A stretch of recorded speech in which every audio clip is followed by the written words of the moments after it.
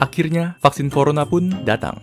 Namun, jika kalian perhatikan di berita, terdapat berbagai macam tipe vaksin corona. Lantas, apa perbedaan antara vaksin-vaksin ini?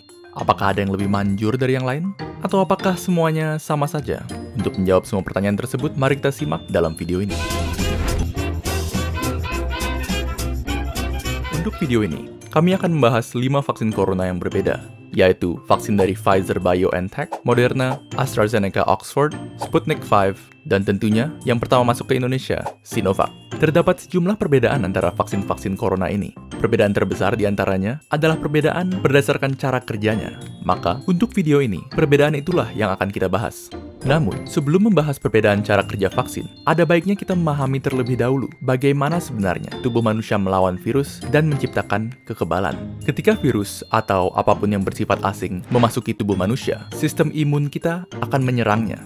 Namun, proses sistem imun menghabisi virus memerlukan waktu yang lama. Karena, untuk mengalahkan infeksi, sistem imun kita harus mencari tahu cara untuk melawannya terlebih dahulu. Sementara proses ini berlanjut, virus akan terus menyebar dan berlipat ganda, dan tubuh yang terinfeksi akan jatuh sakit. Akhirnya, setelah sistem imun tubuh berhasil menghabisi virus, dia akan terus mengingat cara untuk melawannya. Sehingga, jika virus yang sama datang lagi, tubuh kita sudah siap menghadapinya. Jadi pada dasarnya, bisa dikatakan bahwa cara kerja semua vaksin itu relatif sama, yaitu untuk memberi sistem imun kita strategi perlawanan virus tanpa harus melawan virusnya secara langsung.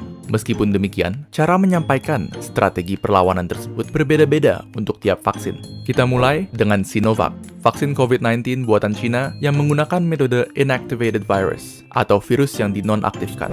Metode ini menggunakan virus COVID-19 yang sudah dibunuh, yang kemudian dimasukkan ke dalam tubuh manusia. Walaupun nonaktif dan tidak dapat menyebar, sistem imun tetap akan menanggapinya dan mempelajari cara melawannya.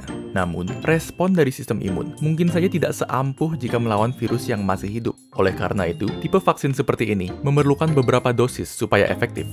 Selanjutnya, terdapat vaksin dari AstraZeneca dan Sputnik V yang menggunakan metode viral vector. Berbeda dengan metode virus non-aktif, metode ini menggunakan virus yang masih hidup namun relatif lebih lemah, seperti adenovirus yang menyebabkan pilek.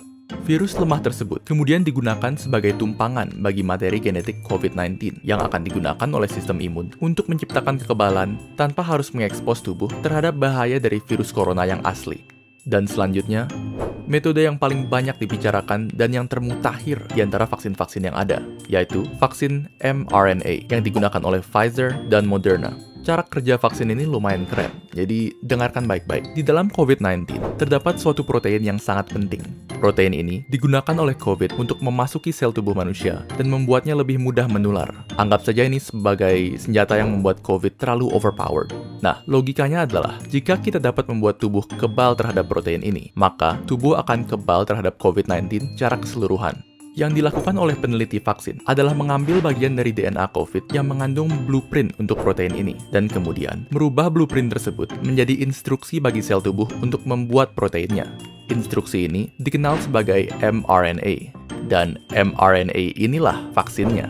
Lalu, mengapa kita ingin sel tubuh membuat protein ini? Bukannya itu berbahaya? Tidak sama sekali. mRNA ini aman karena hanya mengandung instruksi untuk membuat protein itu saja dan tidak mengandung virus corona sepenuhnya. Jadi bisa dianggap seperti senjata tanpa tuan. Setelah mRNA masuk ke dalam tubuh, sel tubuh akan memulai membuat protein ini yang kemudian akan ditanggapi oleh sistem imun. Setelah sistem imun berhasil menghancurkan protein ini, dia akan tetap ingat cara melawannya sehingga membuat dirimu kebal terhadap COVID-19. Pada akhirnya, video ini bukan bertujuan untuk membujuk Anda memilih salah satu vaksin. Karena bagi kebanyakan orang, vaksin mana yang kita dapatkan sudah di luar kendali kita. Yang perlu kalian ketahui adalah vaksin yang kini disiapkan untuk penggunaan massal telah melalui tahapan pengujian intensif untuk menjaga keamanan dan keefektifannya. Dan fakta bahwa kita sudah bisa mendapatkan sekian banyak vaksin dalam waktu tercepat dalam sejarah manusia sudah merupakan sisi terang dalam tahun yang sangat kelam. Tentunya, semua ini dapat terjadi berkat beribu-ribu tenaga medis, saintis, serta peneliti yang bekerja non-stop sejak pandemi dimulai. Dan kini, sisanya di tangan kalian.